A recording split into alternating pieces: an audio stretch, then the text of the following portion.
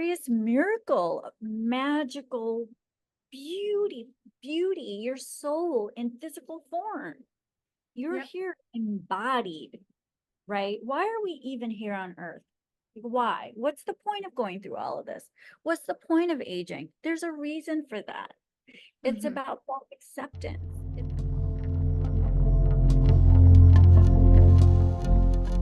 Today we're talking to Mahwish Syed.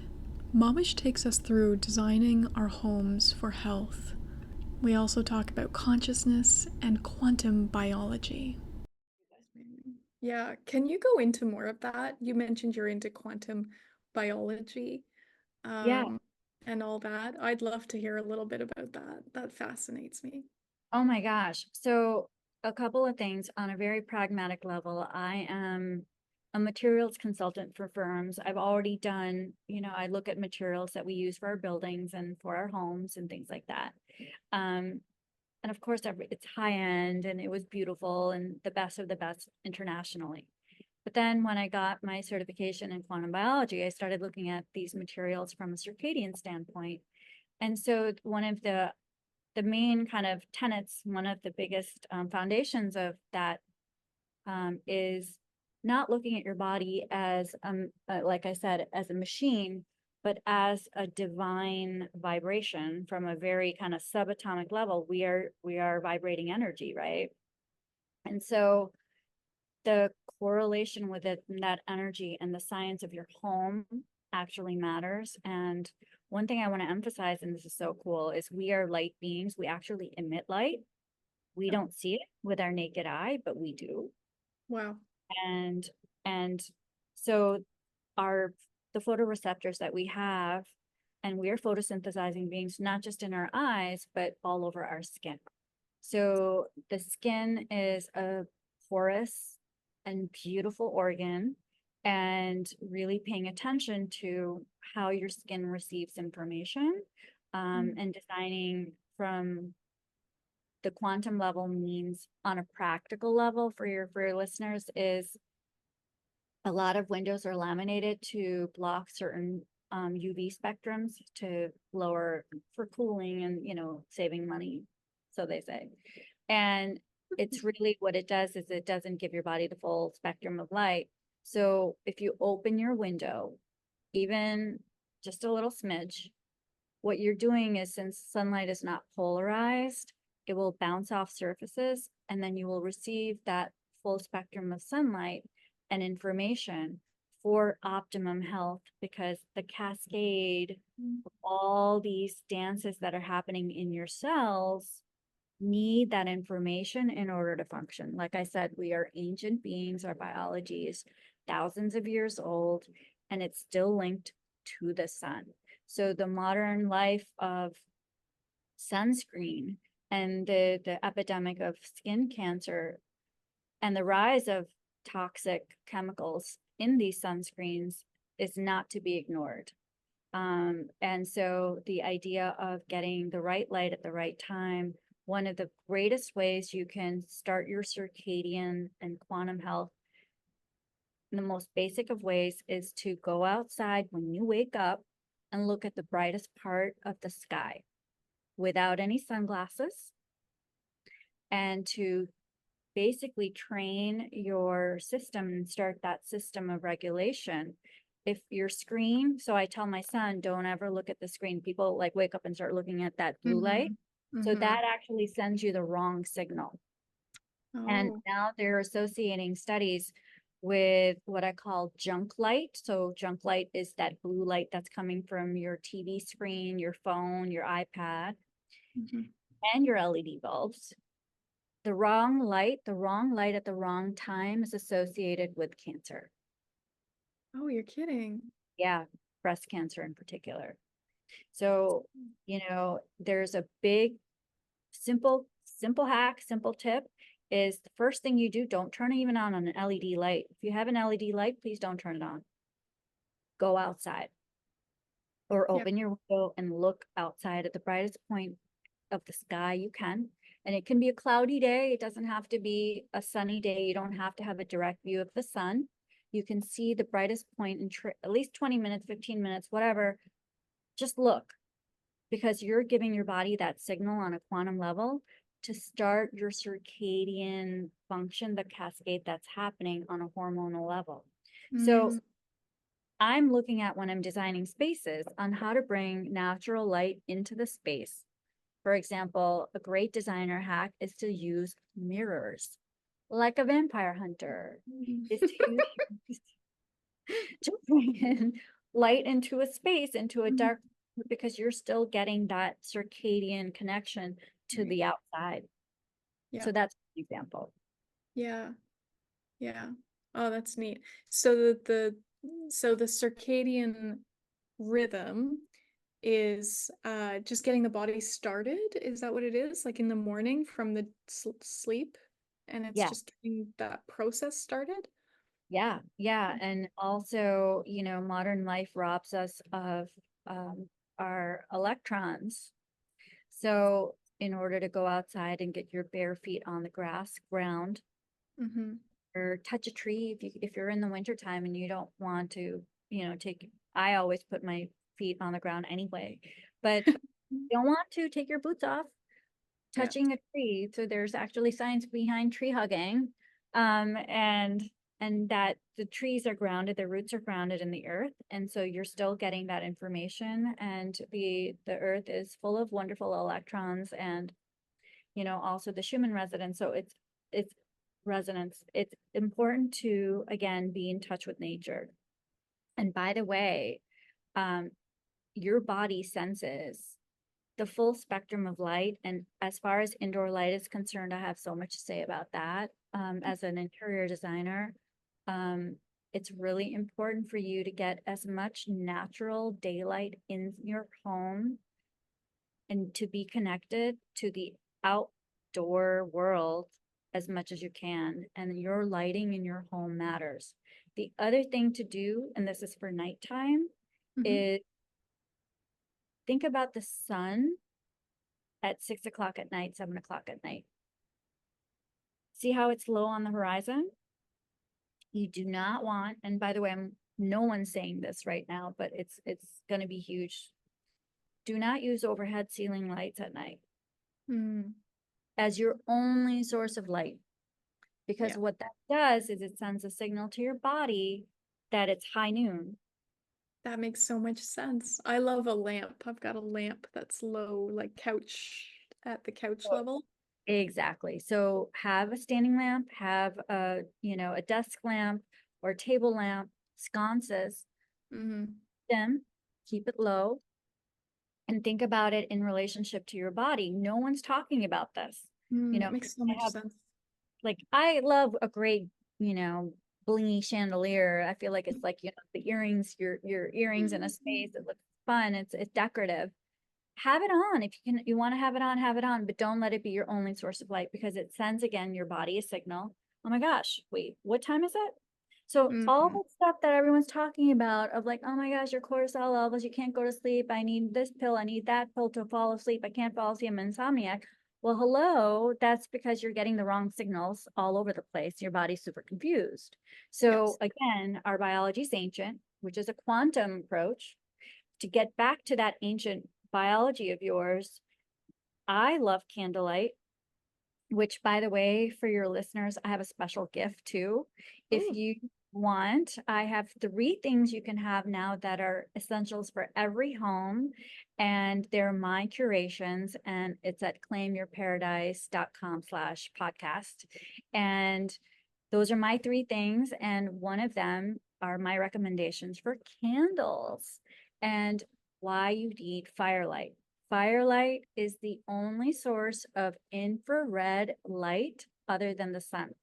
Natural, free infrared light. Mm. You don't need a fancy red light therapy thing. You can use firelight because it boosts your collagen, it's wound healing, and all those wonderful benefits. But number one, I created these rituals of reverence. I light candles at night, Hillary. Like, Yeah. Me too. Me too. think about the most romantic restaurants, where you want to go Mm. for your anniversary. Are they brightly lit? Is it a cafeteria? Only when No, they want you out. They turn on the lights. right? Like, oh, but like, Yeah. They have candlelight. Why? Why? Yeah. There's so many actually circadian benefits to candles. Of And course, not even just a little candle, like just a little, what do they call them? Pillar. pillar candles, tea lights, Mm. anything. I think it's really important to say that, of course, I don't recommend falling asleep with candles, but one night I put together a candelabra, a lot of candles, on my coffee table, and I lit them and I turned off all the other lights, all the electricity. Oh my God. It was bright enough for me to read. Like I was reading a book. Like I just was like, oh my gosh, I feel so Victorian. So but I felt so soothed. And by 9 o'clock, I wanted to go to sleep. That's Mhm. how it should be. Mhm. Again, listening to your body, right? Your body knows. And there's a reason why, like, my son's on his phone and like he wants to stay up past midnight. And I'm like, oh my God, we've got past the point of no return. Like there's he's a teen now. He's like, okay. But you know what I'm saying? Like it's if we listen to and create that space, that cozy ambient space to finally rest and give our body the signal to rest at night, boy, you will put yourself into a parasympathetic state and you will actually lose weight because that autophagy, that ability for you to metabolize your fat cells only happens at night when you're resting. And you need to be in a certain level of length of repose in order for that to happen, for your growth hormones to kick in. And Mm. that doesn't happen. We usually wake up before that happens because we're Mm. sleeping late. Yeah. So setting your body. So this is on a scientific level of being able to actually use the science and our circadian health in alignment with the way we live and designing your space accordingly. Was there any, I guess I'm asking, like, when you went through your journey with cancer, were there times where you felt really connected and maybe compassionate and love and feeling that you know? Yeah. So I have this great visualization, which I put in as well in my course, which if you're going through chemo, I have one. If you're going through radiation, um, this is really important. I even when I was going through physical therapy, I imagined myself as the goddess Persephone. I imagined myself as this divine creature. And if you think of a forest fire, because I was going through radiation, I had radiation burns. If you think of a forest fire and you look at it from the outside and everything looks really gnarly and burnt out, but it actually is one of the most fertile things to happen sometimes in an ecosystem, Mm-hmm. right? And there are certain seeds, by the way, that are only broken open from a fire, from the heat of a fire. Oh, I didn't know that. That's Yeah. neat. So this idea of that fire, that divine fire, you may look gnarly on the outside, but on the inside, you're very much alive, and you have suddenly unlocked that seed of renewal within you, Mm. right? So I did these visualizations where I imagined myself as this goddess who is being renewed. And so when you look at yourself, not just in a human way, but in a divine way where things can happen, you kind of break out of that human box and go, oh, well, you know, or you modern day people talk about superheroes, but Mm-hmm. I think superheroes makes you, it's not about being superhuman, it's about that magical part of you. So the immortal part of you, and so that immortality sometimes, again, goes through cycles.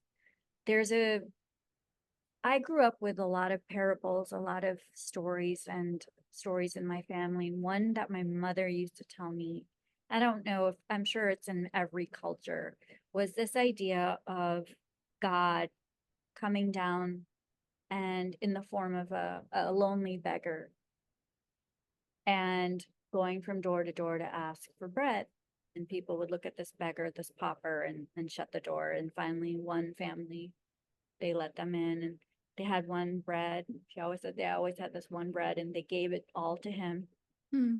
and he's the honored guest, and they gave him the bread and they gave him whatever they were going to eat that night. And he takes off his the outward cloak of his humanity and realizes that he's this divine creature, right?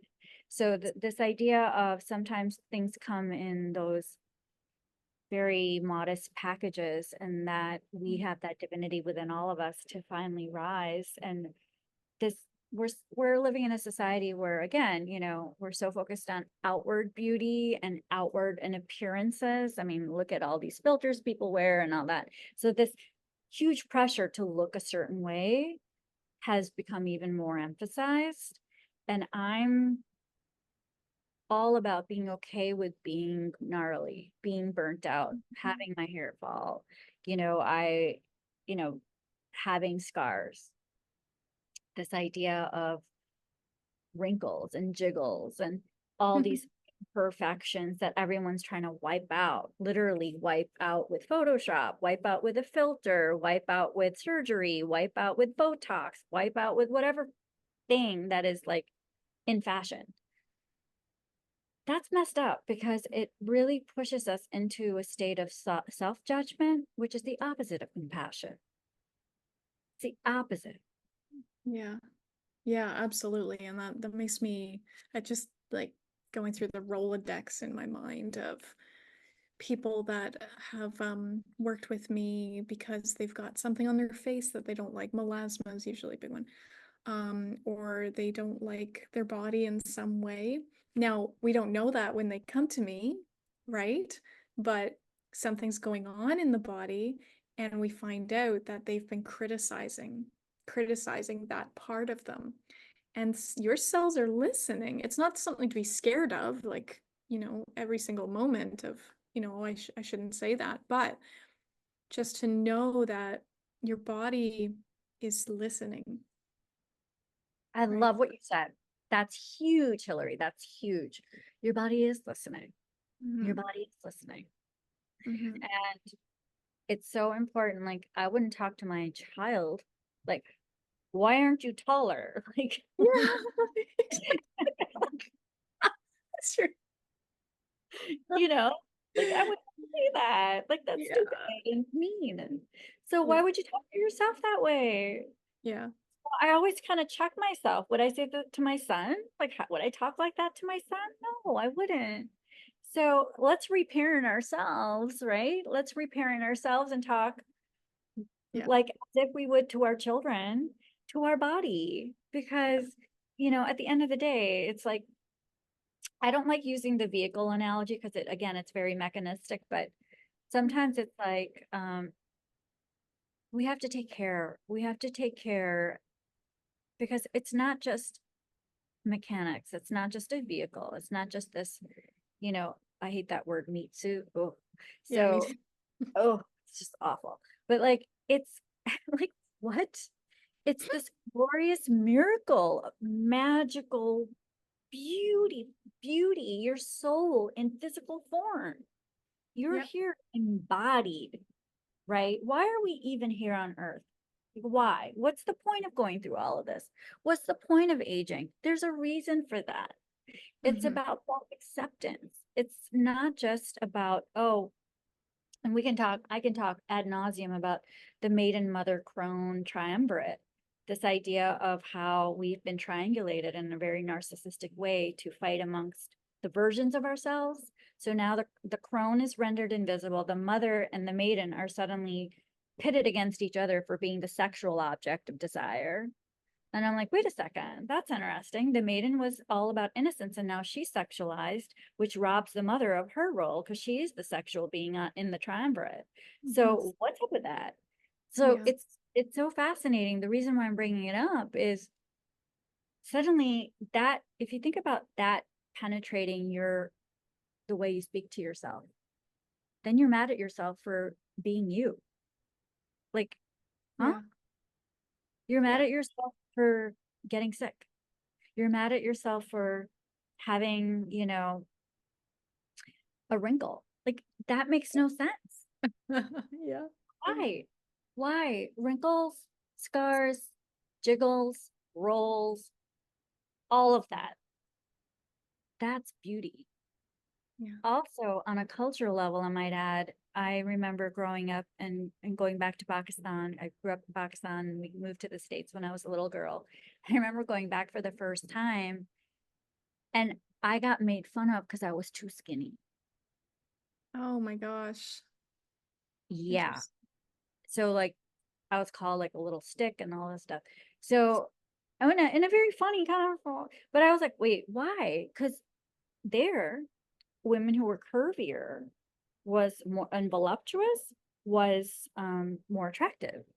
And Mm. and the heavier and the more kind of chubbier you were, that meant that you had money because you were able to eat. So versus someone who was skinnier, because then maybe they didn't have a lot of money, they couldn't eat.